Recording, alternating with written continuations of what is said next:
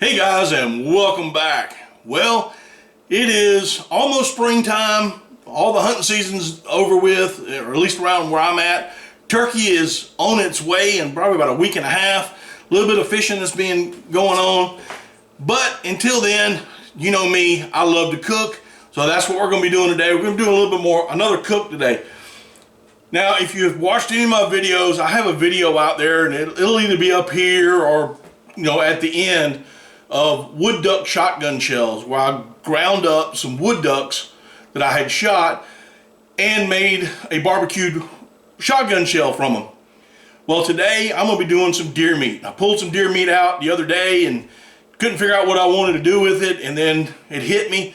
Why not? Why not just make some shotgun shells? So went out and got me some dry manicotti shells.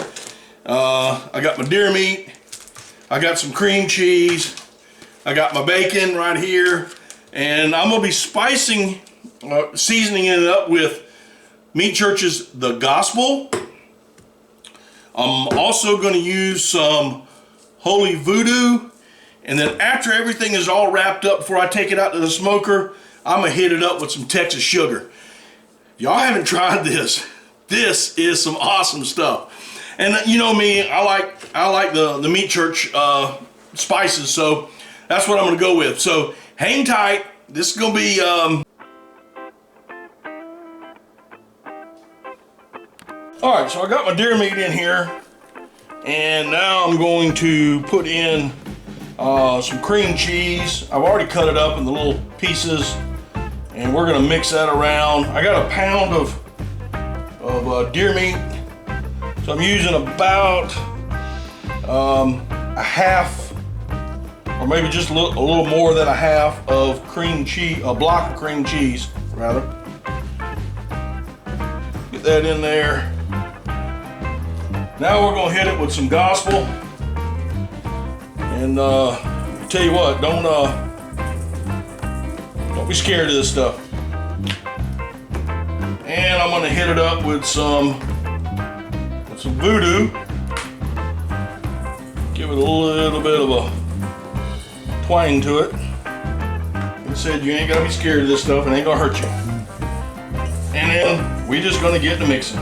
Alright, so the next thing I'm gonna do is I'm gonna take my meat mixture here and I'm gonna put it in this bag, old Ziploc bag.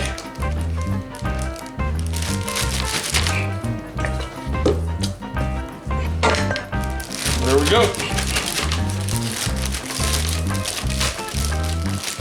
I'm gonna roll this up. I'm gonna get all the air out of it.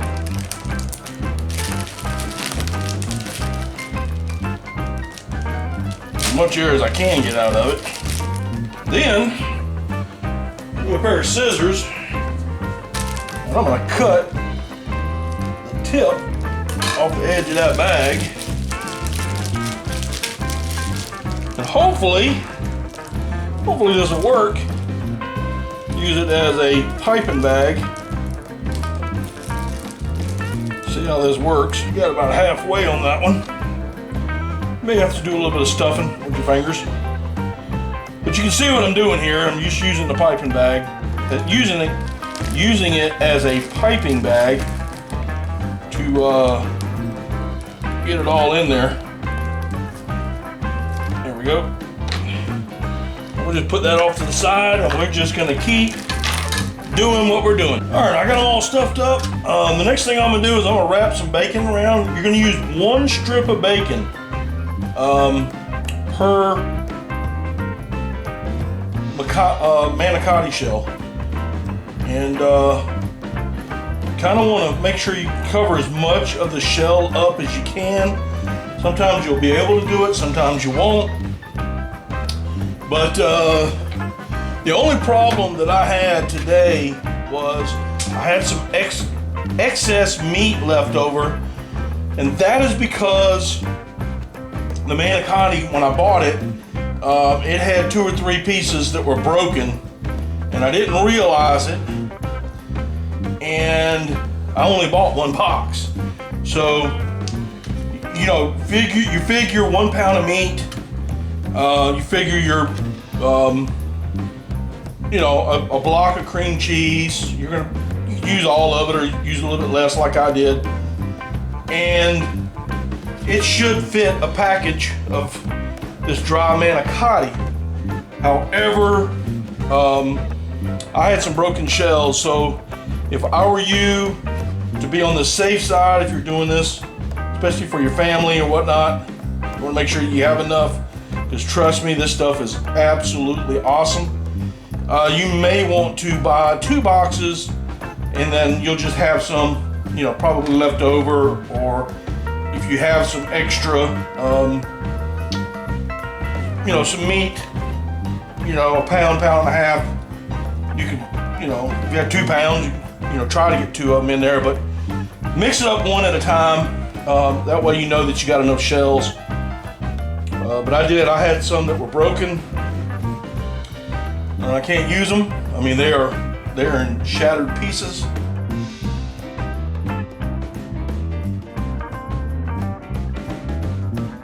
So I know a few of y'all are wondering, what am I going to do with this extra meat that I could have put in the manicotti shells had when I got them, they're not broken. So basically what I'm going to do is I'm just going to patty them up, and I'm just going to wrap a couple strips of bacon around it, and I'm just going to make me a little burger. That's what I'm going to do with it. I'm going to do it just like that and go from there. Now the next thing is we got to season the outside, and that's where the Texas sugar comes in. And like I said, guys, if you haven't seen this stuff yet, you need to get a hold of it. This is absolutely the best stuff. And again, don't be shy, okay? You know, we're in the South and we season food, okay? We're not shy about seasoning food. We're gonna season it. Somebody asked me, how much do you put? And I said, well, until my ancestors start talking to me. That's exactly how I feel about it when it comes to seasoning food. You don't want bland food.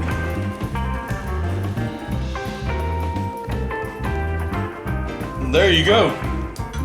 And in case you're wondering, yep, there's all the manicotti that broke up on me. That's thrown away.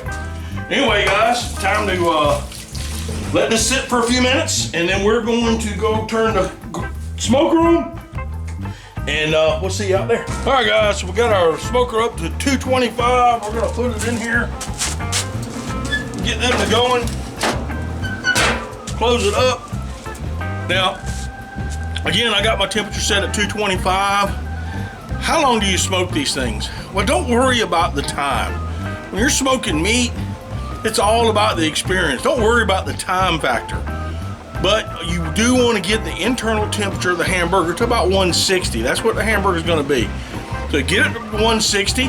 Once it hits that 160 temp, slather that bad boy up with some of your favorite red barbecue sauce, you know, whatever it is. Give it about an extra 10 minutes to let it tacky up. You're good to go.